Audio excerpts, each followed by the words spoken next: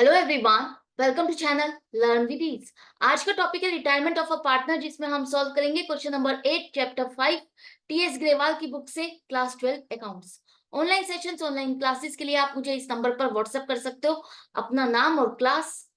अगर आप टीएस ग्रेवाल के साथ साथ डीके गोयल बुक को फॉलो कर रहे हो तो इसी चैनल की प्लेलिस्ट को क्लिक करो, आपको न्यू एडिशन के सॉल्यूशंस अपलोडेड मिलेंगे। साथ में ही कम्युनिटी सेक्शन में एमसीक्यूज मिलेंगे क्विज की फॉर्मेट में और एमसीक्यूज के सॉल्यूशन शॉर्ट्स में। तो बहुत कुछ है चैनल पर, विजिट द चैनल। अच्छा लगे तो शेयर और सब्सक्राइब जरूर करना। क्वेश्चन में 3 पार्टनर है। एबीसी प्रॉफिट शेयरिंग रेशियो 8:4:3 है और बी एक पार्टनर इस फर्म को छोड़ के जा रहा है, तो उसके बाद न्यू प्रॉफिट शेयरिंग रेशियो क्या होगी, यही आपको बतानी है। तो एबीसी की प्रॉफिट शेयरिंग रेशियो आपके पास है। अगर बी फर्म को छोड़ के जाता है तो बी का जो शेयर ऑफ प्रॉफिट है 4/15 वो किसको मिलेगा? रिमेनिंग पार्टनर ए और सी में से या तो एक को मिलेगा या दोनों में बटेगा। क्वेश्चन में दिया है कि जो बी का शेयर ऑफ प्रॉफिट है वो ए और सी ने आपस में बराबर बांट लिया। 4/15 का आधा ए को मिला, ए का शेयर ऑफ प्रॉफिट इतने से बढ़ गया 4/30 से।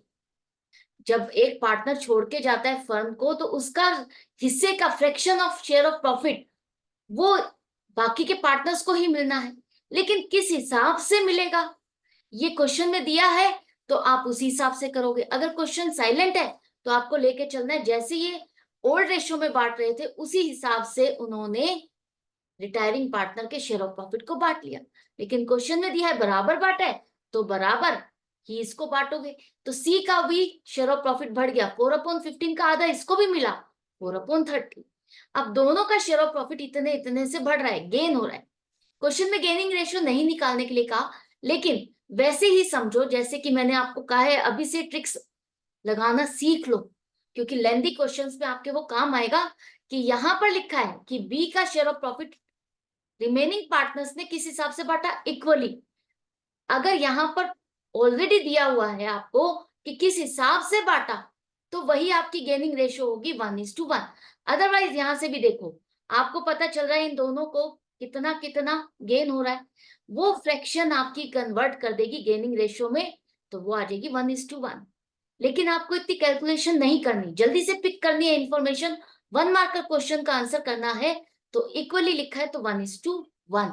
जिस हिसाब से जो रेशियो दी है उसी हिसाब से आप दोगे गेनिंग रेशियो को 1:1। करेक्ट है। इसके बाद देखो ए का नया शेयर क्या हो जाएगा, जो पहले था उसका शेयर ऑफ प्रॉफिट 8/15 प्लस 4/30 करो, जो उसको बी का शेयर ऑफ प्रॉफिट मिल रहा है, तो अब बन गया ए का 20/30। सी का शेयर ऑफ प्रॉफिट 3/15 था, 4/30 और मिल गया तो 10/30 हो गया। तो न्यू शेयर के लिए इन दोनों की फ्रैक्शन आपके पास है, तो रेशियो बन गई आपकी, डिनोमिनेटर सेम है तो 20:10 लिखो, जिसे हम एक कॉमन नंबर से डिवाइड कर सकते हैं। कौन से नंबर से? 10 से। अगर 10 से डिवाइड करोगे तो 2:1 आपकी न्यू रेशियो आ जाएगी। तो ये था क्वेश्चन, आई होप आपको अच्छे से समझ में आ गया।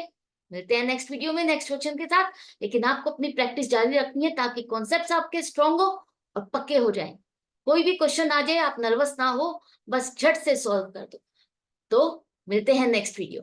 Good bye and take care.